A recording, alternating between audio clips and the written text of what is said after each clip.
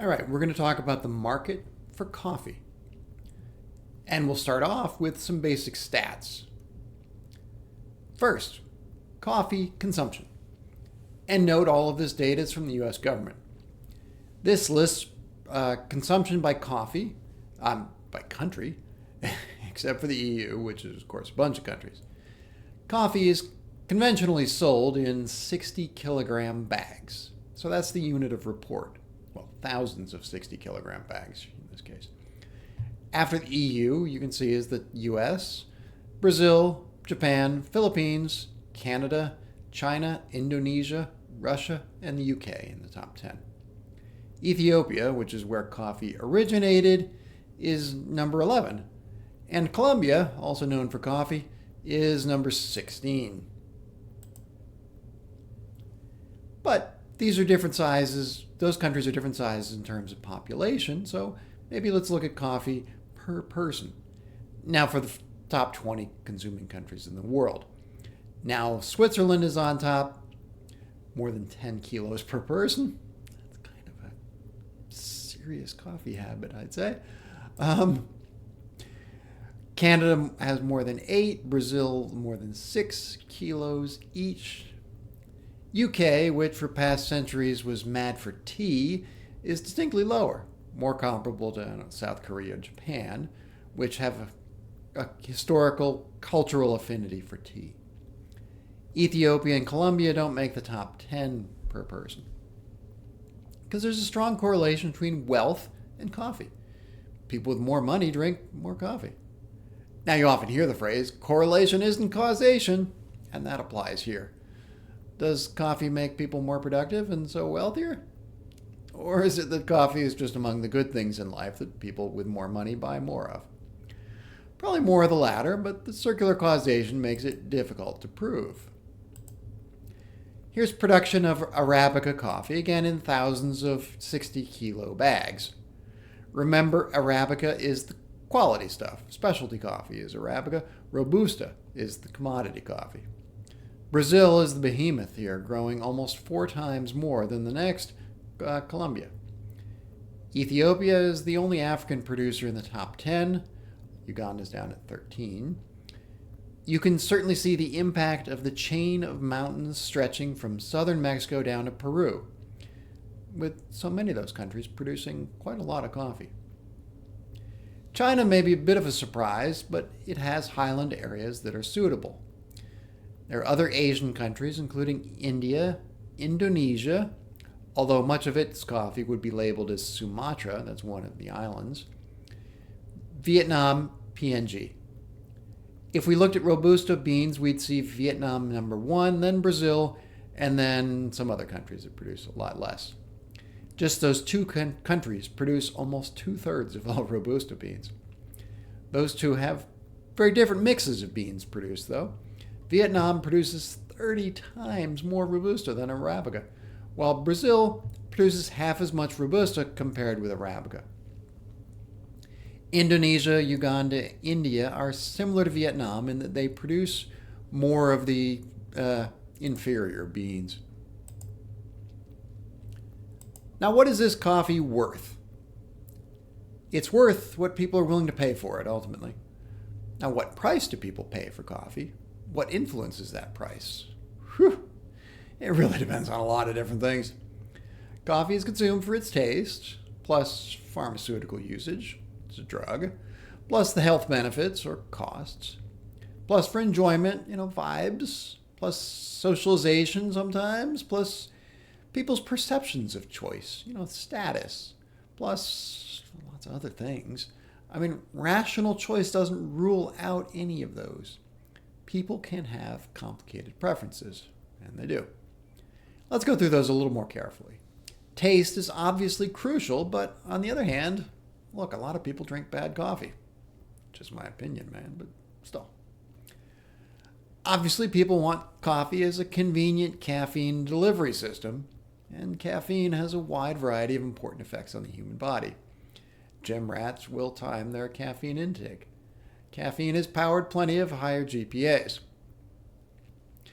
People debate about the health benefits of coffee. It's difficult to figure out because there are a lot of other factors. It doesn't seem bad and might be a little good for a lot of people. Now, people often drink coffee just to be in a particular place. We regularly say to an acquaintance, let's get a coffee, when we mean, let's have a conversation and make some connection, maybe. Sometimes the place we go might be really nice. It might have various amenities, good vibes, or a convenient location. Usually it has good Wi-Fi. Plenty of small businesses use their local coffee shop as their office, certainly if they're meeting a client or somebody. People who work remotely will often go to a coffee shop because they want to work while being around people. Retired people will get together at McDonald's to drink coffee and chat with friends. Now, of course, once other people are involved, people's choices get even more complicated. How will other people judge my consumption? Somebody who orders a double espresso is perceived differently from somebody who orders a cappuccino extra pumps extra sweet.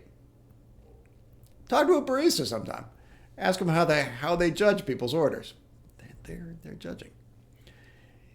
Some people are proud they go to their corner deli to get an inexpensive coffee.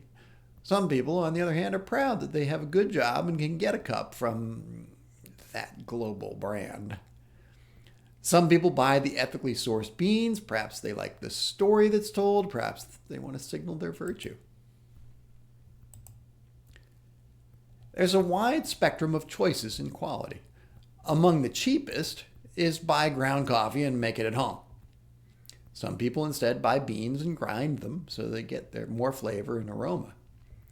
Some people buy at various outlets, corner deli, quick service restaurant like Dunkin' or McDonald's, specialty shop, Starbucks or other smaller bistros, restaurants, hotels, etc. Morning choices are often different from other times of the day.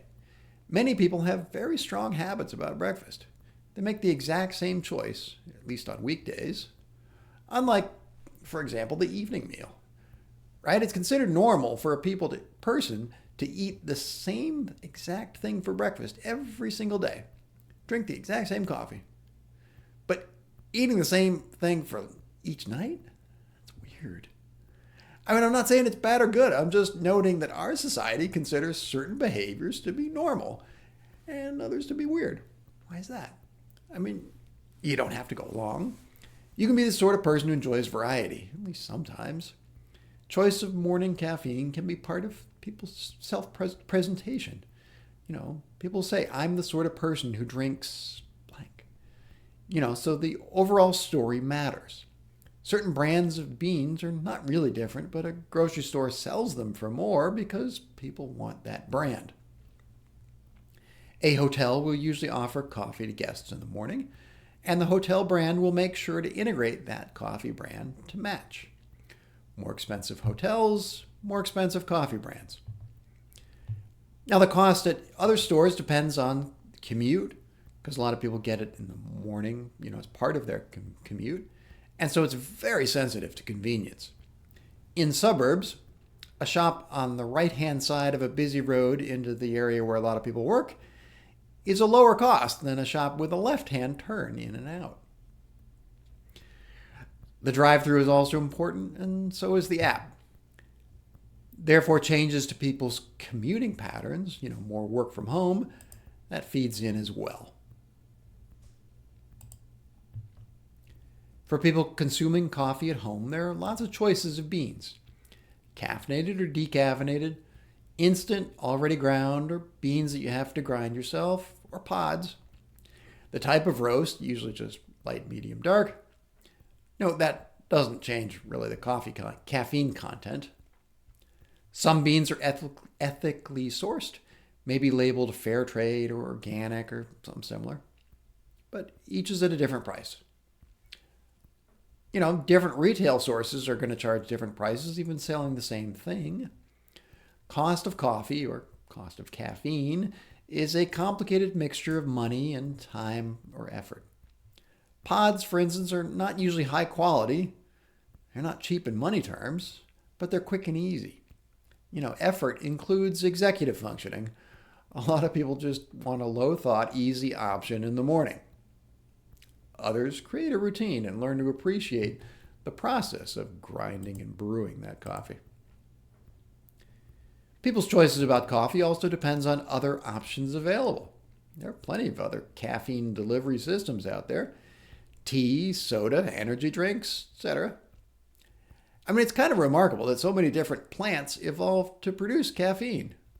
It's a potent pesticide is why. But, the soda and energy drinks might get caffeine from the stuff taken out of coffee beans to make decaf coffee, but more commonly it's from other sources, including chemically synthesized. People's choices about coffee also depends on other goods that are complementary to coffee. Many people drink their coffee with milk and sweetener. If the shop says, sorry, we're out of milk, some people will not get a coffee. Maybe they'll get a soda instead. Milk can mean dairy milk or soy milk or almond milk or oat milk or coconut milk or whatever else people put in it. Sweetness can be sugar, honey, corn syrup, or various artificial sources. The pink packet or the yellow packet or whatever. And there are other flavorings, hazelnut or pumpkin spice or mint or whatever. So all those prices matter as well. Whether people buy from a shop, that has to factor in those costs, or whether they make coffee at home, all those other costs, they are important, they matter. All of which means when we talk about the price that people are willing to pay for coffee, it's not exactly a simple price. The world is complicated. But still, we try to simplify down and say that coffee consumption depends on the price of coffee. Remembering that price bundles a lot of different factors, including the dollar price, convenience factors, everything else we talked about there. Now, coffee consumption also depends on income. Recall the earlier slide showing that countries with richer people drink more coffee. Certainly people with higher incomes can spend more on coffee, whether they drink actually more cups of it or just higher quality. Poorer countries drink more instant. Coffee consumption depends on the price and availability of substitutes, tea, soda, and other options. Energy drinks are relatively recent. Years ago, they were much less available. Coffee consumption depends on price and availability of complements such as milk and sugar. All of which is to say if the price of coffee rises, which it recently has, we'll talk about that more later, there will be a lot of changes made. Some people might buy less. Instead of a large, they'll get a smaller cup. Or they'll brew less coffee and fill in with milk. Or they'll buy cheaper, less preferred coffee. They won't buy the ethically sourced. They'll buy a little less, or maybe go on instant. Or they'll not go to that bougie store and instead will go to the cheaper place. Or just drink less coffee. Not everybody. Some people will just pay the higher price. It's all pretty complicated.